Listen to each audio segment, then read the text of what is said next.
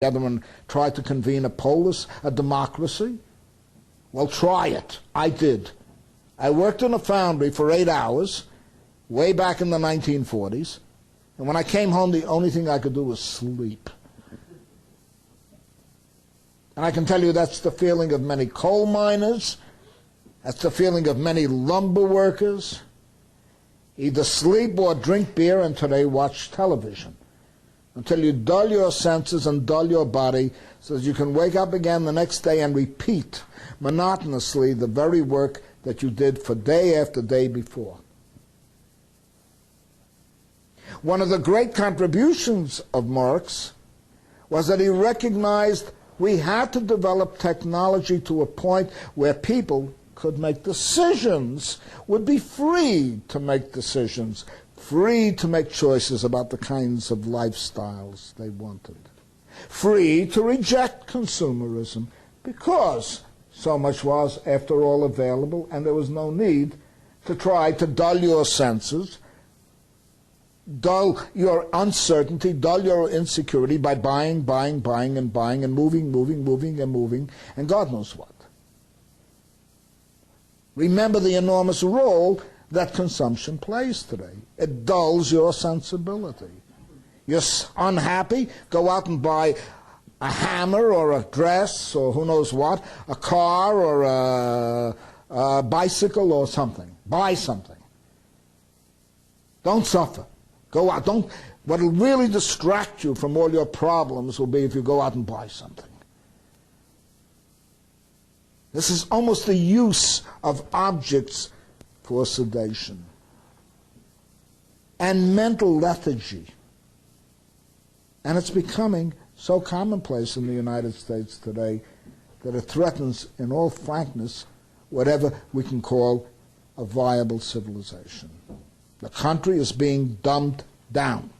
And it's being dumbed down not only by TV, it's being dumbed down by TV ads, and it's being dumbed down by marketplaces, it's being dumbed down by Walmart, it's being dumbed down by shopping malls. Capitalism has a genuine ability, and this is one of the great contributions of Marx, by the way, to conceal its real social relationships. According to capitalism, everybody is free and equal. You're free and equal to sleep under the same bridge if you want to, if you don't have a home, or on the same sidewalk. You're free and equal to commit suicide, with or without Dr. Kevorkian. You're free and equal to do whatever you want as long as you don't impede the free and equal opportunity of anyone else to do something equally as stupid. And that myth that you are an autonomous, asocial being floating like an atom in the free air of capitalist competition conceals the fact that you are more imprisoned than you could ever believe. Capitalism conceals, first of all, how it exploits you. You're told that the executive, and this is now the trite notion which would have been inconceivable among many people in the 1930s and the 1940s or in the 1920s. The trite notion that, say a man who is running General Motors and gets a $9 million hike with stock options because of a merger or a downsizing in which he is engaged in, has earned it. He has earned it and deserves it. He is being paid as though he created something new by stripping, say, 10,000 people of their jobs, by producing a lousier car, by managing to get ahead of a competitor through more advertising. The image today that prevails is that people who run this economy are literally contributing in a creative sense to the economy. And if you listen to Bill Clinton, they're helping promote American goods abroad in competition with Japanese goods or German goods. They're helping people get jobs. this time perhaps at $4 an hour instead of formerly at $10 an hour. That they are making substantive contributions to economic life. And capitalism conceals the fact that these contributions are not substantive, they are exploitive. Because in downsizing people, what you've done is intensified the labor of those who are still employed in the same place, even if you introduce new machinery. Downsizing is a mode of exploitation, of squeezing more out of every hour that you put into a working day. And for most Americans today, the 8-hour working day has frankly disappeared. It is a 12-hour working day and even a 15-hour working day. The image of people working for 50, 60, 70 hours a week is now becoming a commonplace fact, and for less and less pay per hour. So it conceals the whole system of exploitation, namely that you are being squeezed either through new technologies, they're only a medium for doing that, or by the intensification of labor and the fear that you're going to be downsized. You are being squeezed to produce that $9 million that the executive collects, or 10 million, or 20 million. And everybody knows today the disparities are absolutely enormous. They're unprecedented in the history of the industrial world. American executives earning 100 times more, 1,000 times more, in all frankness, than the lowliest of employees. That is concealed. On the contrary, technology is seized. You're told that it's technology that is responsible for it. And you got a bunch of dingbats like Patrick Sale who wander around smashing computers while they, in particular, work with IBM Selectric 2 typewriters. They're living the primitive life.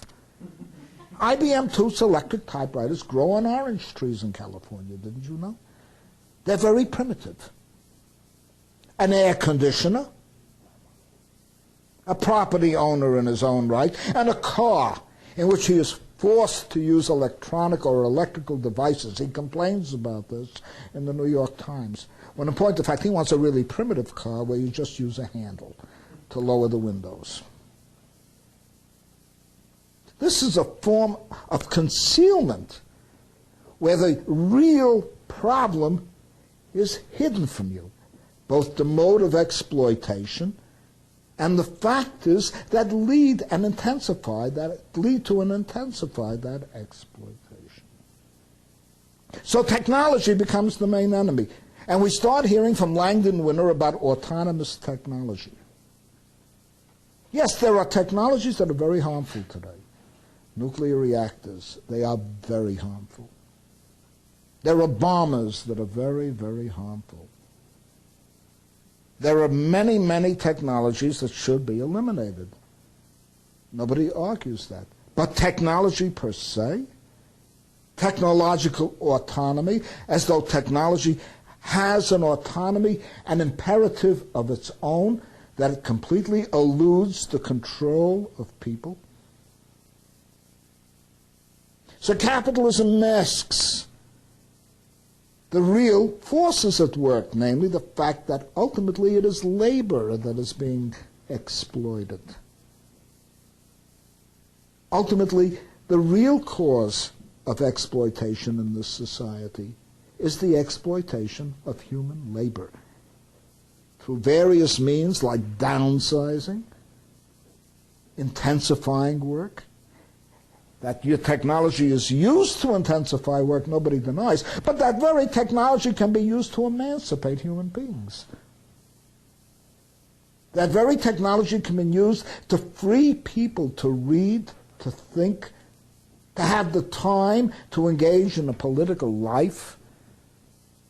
All of these very, very important possibilities that technology does open are deprecated, even as technology and its tempo of development is accelerated for the purposes of economic exploitation.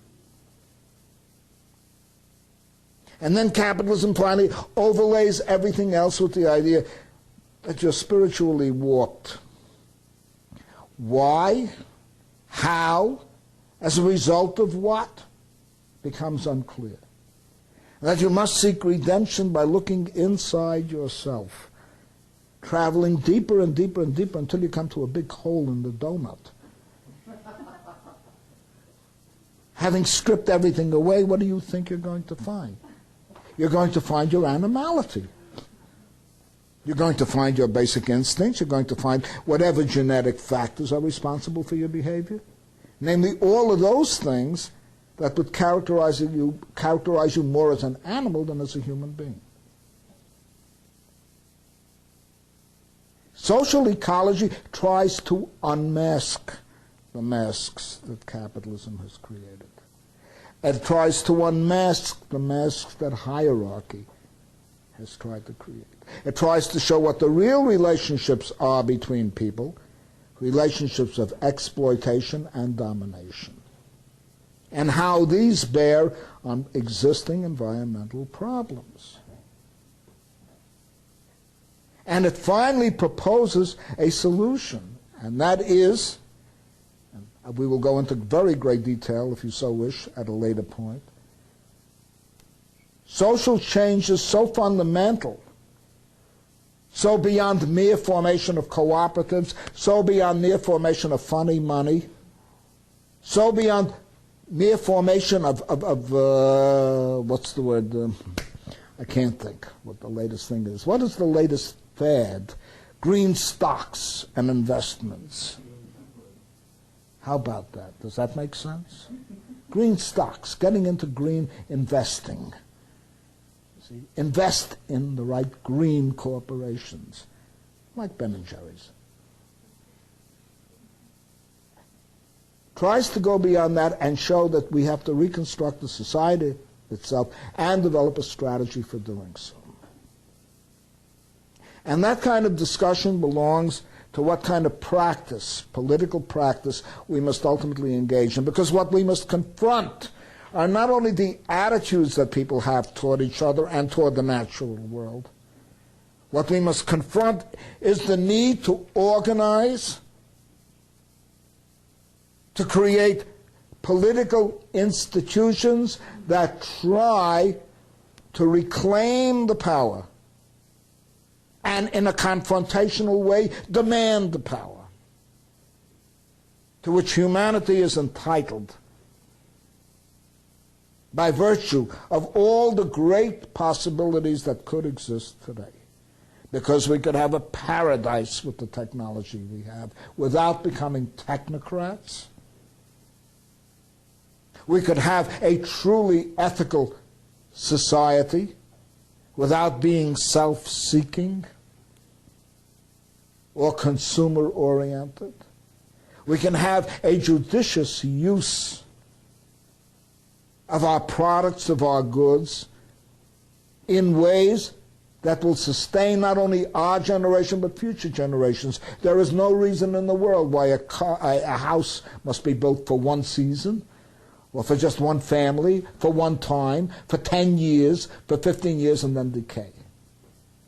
Great homes and wonderful achievements of humanity were built to last for thousands of years. And if we want automobiles for whatever use we have in mind, hopefully rationally, there's no reason why we can't build entities, goods, that will go well beyond our lifetime, instead of working with built-in obsolescence and working with techniques for turning whatever we produce into junk as quickly as possible, so that we have to buy new forms of junk again in order to keep the economy going. Now, those alternatives can be discussed in considerable detail. But what I would like to talk about now, if I can, with the time that I have available,